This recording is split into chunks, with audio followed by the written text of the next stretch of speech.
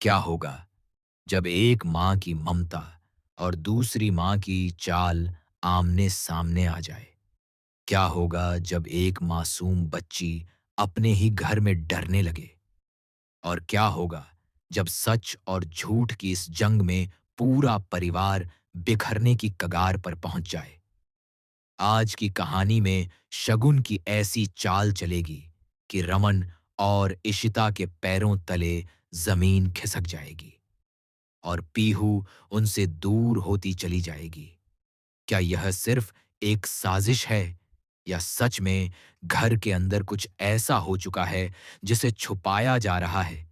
जानने के लिए जुड़े रहिए, क्योंकि आज का एपिसोड आपके दिल की धड़कनें बढ़ा देगा। घर का दरवाजा धीरे से खुलता है और अंदर कदम रखता है आदि। उसके चेहरे पर घबराहट साफ दिखाई दे रही है, आंखें झुकी हुई, हाथ कांपते हुए, जैसे किसी भारी बोझ के नीचे दब गया हो। तभी सामने आती है इशिता। वह अपने बेटे के चेहरे को गौर से देखती है और प्यार से पूछती है, आदि बेटा, तुम ठीक हो ना? चलो, थोड़ा आराम कर लो। उसकी आवाज में मां की चिंता साफ झलक रही है। तभी वहां रूही और पीहू भी आ जाती हैं। रूही आगे बढ़कर कहती है, भैया, हमें आप पर पूरा भरोसा है। आपने कुछ गलत नहीं किया होगा। पीहू भी सिर हिलाकर हामी भरती है, लेकिन उसकी आंखों में हल्का सा डर है, जैसे वह कुछ सुन चुकी हो, कुछ देख चुकी हो। दूर खड़ा रमन सब सुन रहा होता है। उसके चेहरे पर उलझन है। एक तरफ बेटा, दूसरी तरफ सच। उसके मन में कई सवाल घूम रहे हैं। अगर आदि सच में निर्दोष है, तो ये सब कैसे हुआ? और अगर उसने कुछ किया है, तो क्या वह एक पिता होने के नाते आंखें बंद कर सकता है? इशिता दृढ़ आवाज में कहती है, मुझे अपने बेटे पर पूरा यकीन है। वो आलिया से प्यार करता है। अगर उसे कुछ गलत करना होता, तो वो इतना बड़ा रिस्क क्यों लेता? तभी आदि कांपती आवाज में बोलता है, मॉम, मुझे कुछ याद नहीं। उस दिन क्या हुआ? मैं इतना नशे में क्यों था? प्लीज इशिमा, मुझे बचा लीजिए। उसकी बातों में डर है, पछतावा है और कहीं ना कहीं अपराध बोध भी। यह सब सुनकर इशिता का दिल और पिघल जाता है। लेकिन कहानी यहीं खत्म नहीं होती। जब इशिता रमन के कमरे में जाती है, तो वहां एक अलग ही तूफान खड़ा होता है। रमन गुस्से में कहता है, तुम मां की नजर से देख रही हो, लेकिन मैं पिता हूं। अगर आदि ने सच में कुछ किया है, तो मैं खुद उसे जेल छोड़कर आऊंगा। दरवाजे के पीछे खड़ा आदि ये सब सुन लेता है। उसके दिल पर जैसे किसी ने चोट कर दी हो। वह सोचता है, मैंने अपने पापा और इशिमा को कितना दुख दिया। अब क्या करूं? इसी बीच वह माहौल हल्का करने की कोशिश करता है। वह पीहू को जूस देता है, मुस्कुराने की कोशिश करता है, लेकिन पीहू अचानक घबरा जाती है। उसके दोस्त जो बातें कह गए थे, वो उसके दिमाग में गूंजने लगती हैं। वह जूस का गिलास गिरा देती है और डरते हुए कहती है, आदि भैया, प्लीज मेरे ऊपर कुछ मत फेंकना। मुझे डर लगता है। पूरा घर सन्न रह जाता है। आदि की आंखों में आंसू आ जाते हैं। इशिता घबरा जाती है। रमन के चेहरे पर चिंता और गुस्सा दोनों साफ दिखते हैं। यहीं से शुरू होती है वो दरार जो इस परिवार को तोड़ने वाली है। पीहू के डर से कांपते हुए शब्द पूरे घर में गूंज रहे थे। जूस का टूटा हुआ गिलास फर्श पर बिखरा पड़ा था और उसी के साथ बिखर गया था परिवार का सुकून। आदि पत्थर की तरह वहीं खड़ा रह गया। उसके हाथ कांप रहे थे। उसे समझ नहीं आ रहा था कि उसकी छोटी बहन उससे डर क्यों रही है। उसने तो सिर्फ उसे खुश करने की कोशिश की थी, लेकिन अब वही कोशिश उसके खिलाफ सबूत बनती जा रही थी। इशिता तुरंत आगे बढ़ती है और रमन से कहती है, आप पीहू को संभालिए, मैं आदि को देखती हूं। उसकी आवाज में घबराहट थी, लेकिन फिर भी वह खुद को मजबूत दिखाने की कोशिश कर रही थी।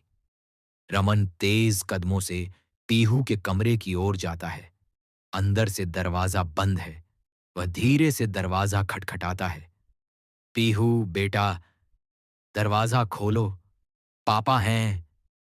अंदर से सिसकियों की आवाज आ रही थी।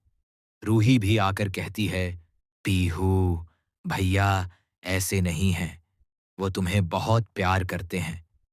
काफी समझाने के बाद दरवाजा खुलता है। पीहू की आंखें लाल हो चुकी हैं। वह कांपती आवाज में कहती है, मुझे यहां नहीं रहना, मुझे शगुन मम्मा के पास जाना है। इतना सुनते ही इशिता और रमन दोनों जैसे जम जाते हैं। और तभी मुख्य दरवाजे की घंटी बजती है। दरवाजा खुलता है और सामने खड़ी होती है शगुन। चेहरे पर बनावटी चिंता, आंखों में आंसू, लेकिन अंदर कहीं एक ठंडी मुस्कान। वह अंदर आते ही पीहू को अपनी बाहों में भर लेती है। मेरी बच्ची, किसने तुम्हें रुलाया? उसकी आवाज इतनी नरम थी कि सुनने वाला भी पिघल जाए। पीहू रोते हुए कहती है, मम्मा, मुझे यहां नहीं रहना, सब मुझे डांटते हैं, आदि भैया ने भी। वह अपनी बात पूरी नहीं कर पाती, लेकिन इतना काफी था। शगुन तुरंत मौका पकड़ लेती है। वह सबके सामने कहती है, मैं पहले से कह रही थी कि मेरी बेटी यहां सुरक्षित नहीं है, लेकिन किसी ने मेरी बात नहीं मानी। रमन गुस्से में बोलता है, शगुन, अभी तक कोई कोर्ट ऑर्डर नहीं आया है, तुम पीहू को ऐसे नहीं ले जा सकती। शगुन आंखों में आंसू भरकर कहती है, मैं एक मां हूं, रमन, अपनी बेटी को दर्द में नहीं देख सकती, और अगर जरूरत पड़ी तो मैं कोर्ट भी जाऊंगी।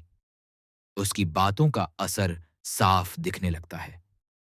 घर के बाकी लोग भी असमंजस में पड़ जाते हैं। कुछ को लगता है कि शायद सच में पीहू यहां खुश नहीं है।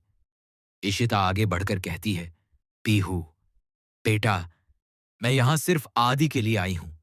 अगर तुम्हें मुझसे दिक्कत है तो मैं चली जाऊंगी। लेकिन पीहू गुस्से में कहती है, आपको यहां होना ही नहीं चाहिए था। ये पापा और मम्मा का घर है, आप बीच में क्यों आई? ये शब्द तीर की तरह ईशिता के दिल में चुभ जाते हैं। उसकी आंखें भर आती हैं, लेकिन वह चुप रहती है। उसी समय शगुन अपनी अगली चाल चलती है। वह अपने वकील को बुला लेती है। वकील साफ कहती है, जब तक कोर्ट का फैसला नहीं आता, बच्ची को जबरदस्ती नहीं रोका जा सकता। अगर बच्ची अपनी मां के साथ जाना चाहती है, तो उसे रोकना गैर कानूनी हो सकता है। रमन गुस्से से कांप उठता है। आप लोग फैमिली के बीच में आकर माहौल खराब कर रहे हैं। अगर झूठे आरोप लगाए गए तो मैं भी कोर्ट में जवाब दूंगा। शगुन की आंखों में एक पल के लिए डर झलकता है, लेकिन फिर वह खुद को संभाल लेती है। वह धीरे से कहती है, मेरे पास सबूत हैं और मैं अपनी बेटी को लेकर जाऊंगी, चाहे कुछ भी करना पड़े। इतना सुनते ही रमन का सब्र टूट जाता है। वह शगुन का हाथ पकड़कर उसे बाहर की ओर ले जाता है और कहता है, मेरी बेटी के बीच में आने की कोशिश मत करना। तुमने अपने फैसलों से पहले ही बहुत कुछ खो दिया है। शगुन दरवाजे पर रुककर पलटती है। उसकी आंखों में अब आंसू नहीं, चुनौती है। वह कहती है, देखते हैं रमन, अब फैसला कोर्ट में होगा और वहां सच सामने आएगा। दरवाजा जोर से बंद हो जाता है। घर में सन्नाटा छा जाता है। पीहू एक कोने में बैठी रो रही है। रूही उसे चुप कराने की कोशिश कर रही है। आदि अपने कमरे में खुद को बंद कर चुका है और इशिता, वह खिड़की के पास खड़ी आसमान को देख रही है। उसे समझ आ चुका है, यह सिर्फ शुरुआत है। शगुन ने अपनी चाल चल दी है। अब ये लड़ाई सिर्फ रिश्तों की नहीं, कानूनी जंग बन चुकी है और आने वाला हर पल इस परिवार की किस्मत बदलने वाला है। रात बीत चुकी थी, लेकिन उस घर में किसी की आंखों में नींद नहीं थी। हर कमरे में एक अलग दर्द, एक अलग डर और एक अलग सवाल छिपा बैठा था। सुबह की पहली किरण जैसे ही खिड़की से अंदर आई, पीहू की जिद फिर शुरू हो गई। उसकी आंखें सूजी हुई थीं, लेकिन आवाज में अजीब सा दृढ़ निश्चय था। वह रूही का हाथ पकड़कर बोली, दीदी, आपने वादा किया था ना, आप मुझे शगुन मम्मा से मिलवाओगी। फिर अब क्यों नहीं ले जा रही? रूही चुप हो गई। वह खुद अंदर से टूट चुकी थी। एक तरफ पापा और इशिता, दूसरी तरफ छोटी बहन का मासूम भरोसा। वह समझ नहीं पा रही थी कि सही क्या है और गलत क्या। रमन बाहर हॉल में खड़ा सब सुन रहा था। उसका धैर्य जवाब देने लगा था। वह तेज आवाज में बोला, बस करो पीहू, अब और जिद नहीं चलेगी। उसकी आवाज में गुस्सा था, लेकिन उस गुस्से के पीछे डर छिपा था, अपनी बेटी को खो देने का डर। इतना सुनते ही पास रखा कांच का गिलास हाथ से छूटकर जमीन पर गिर गया और चकनाचूर हो गया। आवाज पूरे घर में गूंज उठी। पीहू घबरा गई। उसकी आंखों में फिर वही डर लौट आया। वह चिल्लाकर बोली, आई हेट यू पापा, आप मुझसे प्यार नहीं करते, सिर्फ मेरी मम्मा मुझे प्यार करती हैं। ये शब्द रमन के दिल में गहरे उतर गए। उसकी आंखें नम हो गईं, लेकिन वह कुछ बोल नहीं पाया। इशिता पास खड़ी सब देख रही थी। वह जानती थी कि यह गुस्सा हालात पर है, लेकिन तीर तो रिश्तों पर ही लग रहे थे। तभी अचानक दरवाजे की घंटी बजी। दरवाजा खुला और सामने खड़ी थी शगुन। इस बार वह अकेली नहीं थी, उसके साथ एक महिला थी, जज साहिबा। घर का माहौल अचानक और भारी हो गया। शगुन ने अंदर आते ही पीहू को अपने पास बुलाया। डरो मत बेटा, मम्मा आ गई है।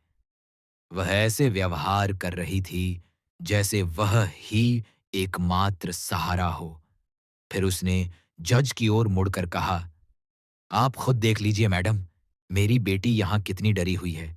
वो यहां नहीं रहना चाहती, उसे यहां सुरक्षित महसूस नहीं होता। जज साहिबा ने गंभीर नजरों से पूरे घर को देखा। क्या ये सच है पीहू? उन्होंने नरम आवाज में पूछा। पीहू कुछ पल चुप रही, फिर धीरे से सिर हिला दिया। इशिता का दिल धड़कना बंद सा हो गया। वह आगे बढ़ी, मैडम, बच्चे कभी कभी गलतफहमी में भी डर जाते हैं। यहां कोई खतरा नहीं है। लेकिन शगुन ने तुरंत बात काट दी। गलतफहमी?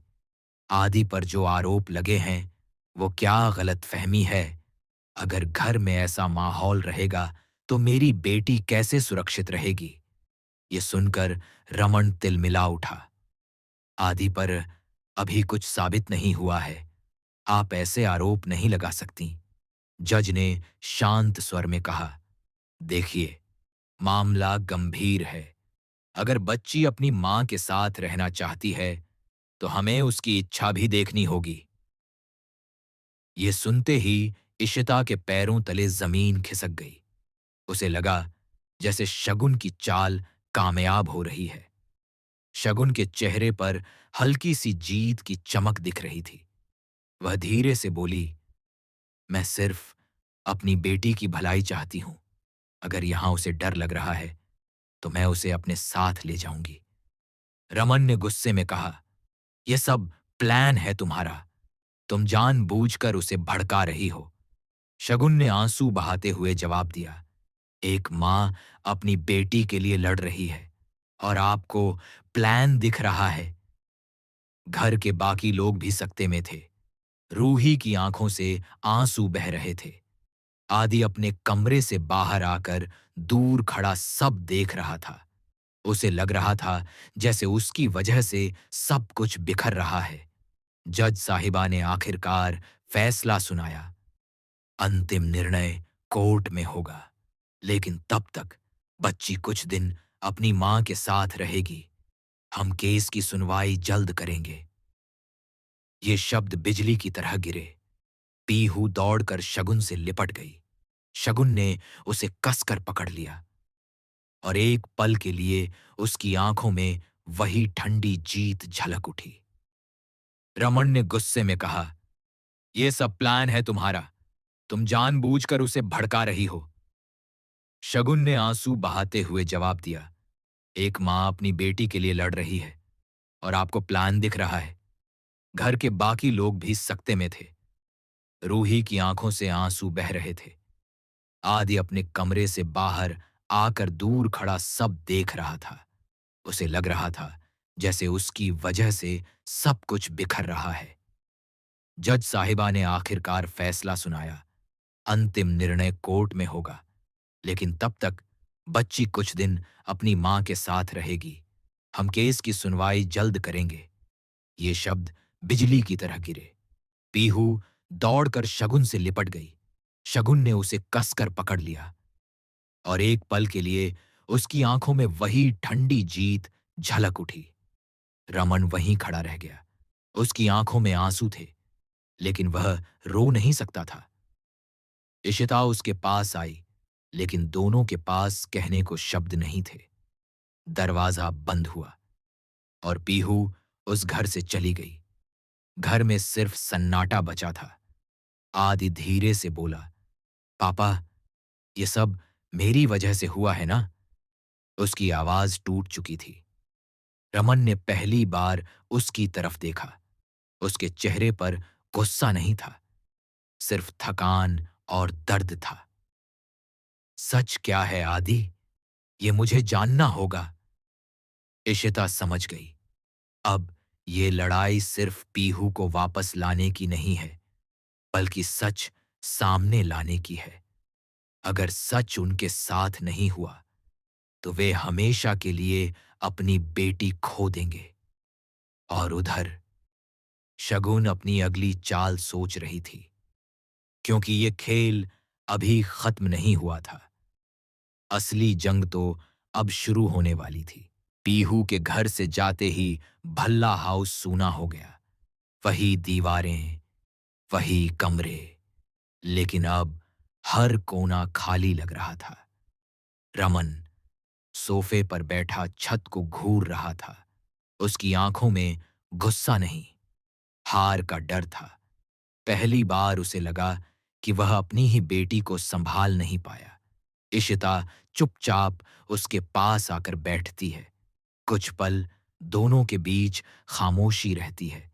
फिर इशिता धीरे से कहती है, रमन, अगर हम ऐसे टूट गए तो पीहू सच में हमसे दूर हो जाएगी। हमें मजबूत बनना होगा। रमन भारी आवाज में कहता है, मजबूत? जब मेरी बेटी ने खुद कहा कि उसे मुझसे नफरत है। उसके शब्दों में दर्द साफ झलक रहा था।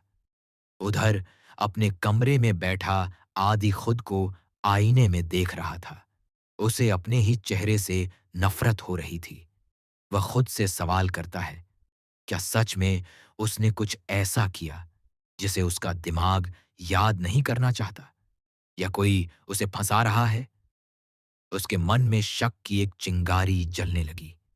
तभी उसके फोन पर एक अनजान नंबर से मैसेज आता है, सच जानना है तो पुरानी फैक्ट्री के पास आओ, अकेले। आदि की धड़कन तेज हो जाती है। क्या ये किसी का जाल है या सच्चाई तक पहुंचने का रास्ता? वह बिना किसी को बताए घर से निकल जाता है। इधर शगुन अपने घर में बैठी है। पीहू उसके पास खेल रही है, लेकिन शगुन की नजरें फोन पर टिकी हैं। वह किसी से धीरे धीरे बात कर रही है। सब प्लान के मुताबिक हो रहा है। बस ध्यान रहे, कोई गलती नहीं होनी चाहिए। उसकी आवाज में वही ठंडापन था, जैसे वह हर कदम सोच समझ कर रख रही हो। फैक्ट्री के पास पहुंचते ही आदि चारों ओर देखता है। जगह सुनसान है। हवा की आवाज और उसके दिल की धड़कन ही सुनाई दे रही है। अचानक पीछे से एक आवाज आती है, आखिर आ ही गए तुम। आदि पलट कर देखता है। वह आदमी चेहरा छुपाए खड़ा है। तुम्हें याद नहीं कि उस रात क्या हुआ, लेकिन मुझे सब याद है, वह कहता है। आदि गुस्से में पूछता है, कौन हो तुम? क्या चाहते हो? वह आदमी धीरे से एक वीडियो क्लिप दिखाता है। वीडियो में साफ दिख रहा था कि किसी ने आदि के ड्रिंक में कुछ मिलाया था और फिर उसे भड़काया गया। आदि के पैरों तले जमीन खिसक जाती है। यह किसने किया? वह कांपती आवाज में पूछता है। आदमी मुस्कुराता है। जिसे तुम्हारे परिवार को तोड़ना था, उसी ने। इतना कहकर वह वहां से चला जाता है। आदि समझ जाता है यह सिर्फ एक हादसा नहीं था, यह साजिश थी, और इस साजिश का मकसद था उसे बदनाम करना और घर को तोड़ना। वह तुरंत घर लौटता है और सारी बात रमन और इशिता को बताता है। पहले तो रमन को यकीन नहीं होता, लेकिन जब वह वीडियो देखता है तो उसकी आंखों में गुस्से की आग जल उठती है। अगर यह सच है तो मैं किसी को नहीं छोड़ूंगा, रमन दहाड़ता है।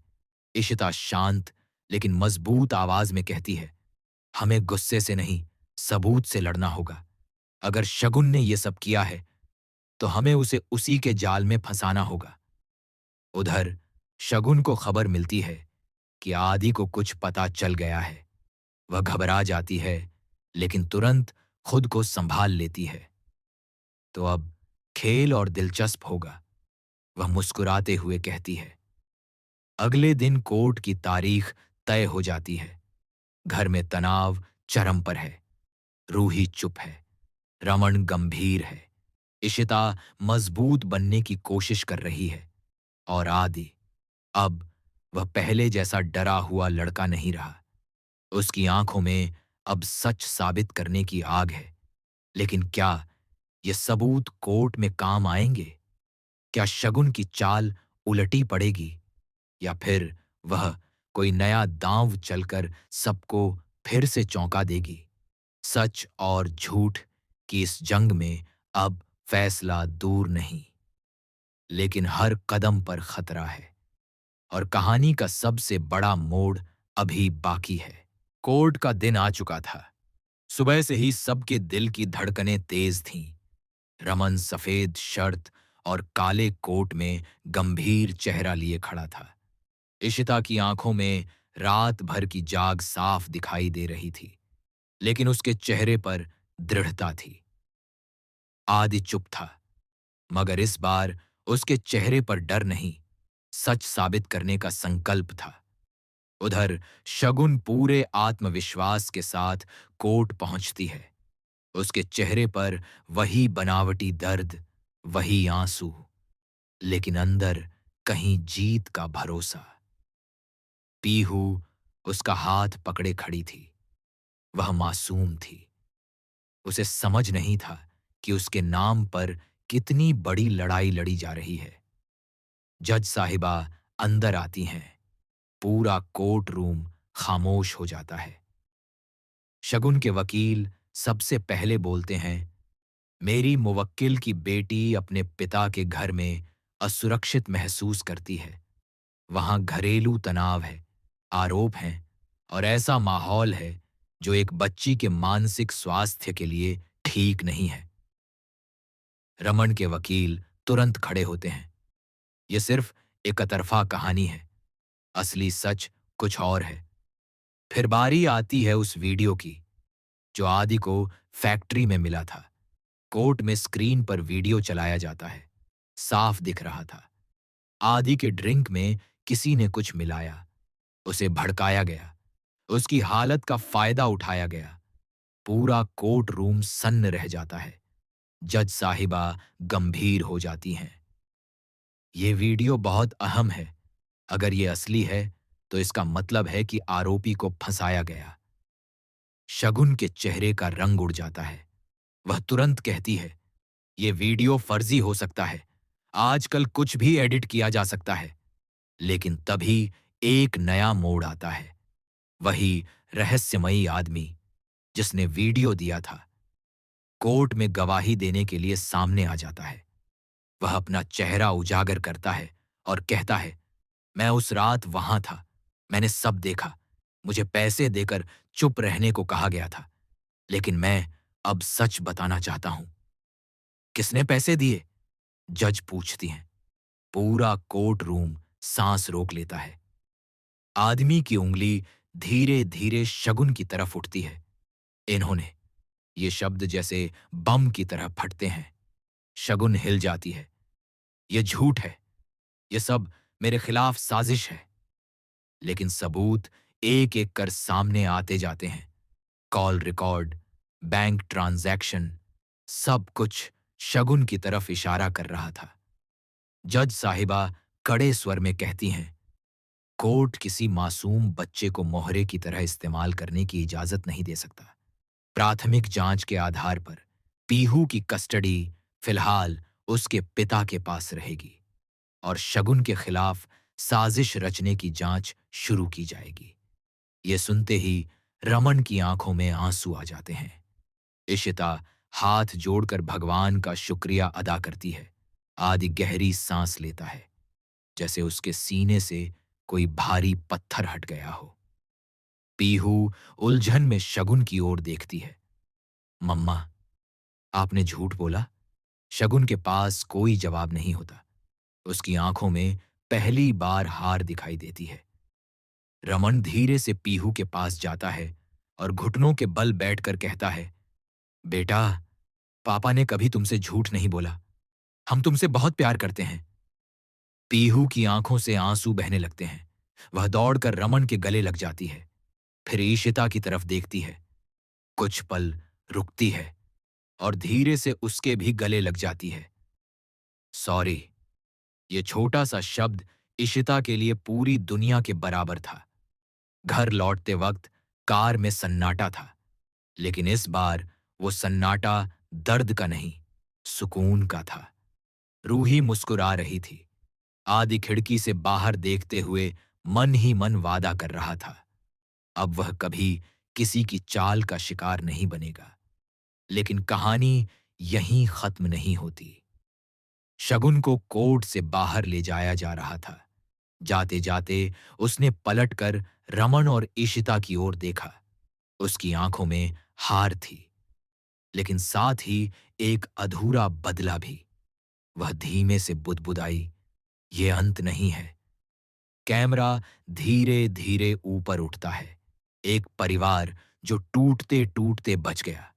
एक साजिश जो बेनकाब हो गई। लेकिन रिश्तों की इस दुनिया में भरोसा एक बार टूट जाए तो उसे जुड़ने में वक्त लगता है। क्या शगुन फिर लौटेगी? क्या परिवार फिर कभी पूरी तरह पहले जैसा हो पाएगा? जानने के लिए जुड़े रहिए, क्योंकि कहानी में अभी भी कई मोड़ बाकी हैं।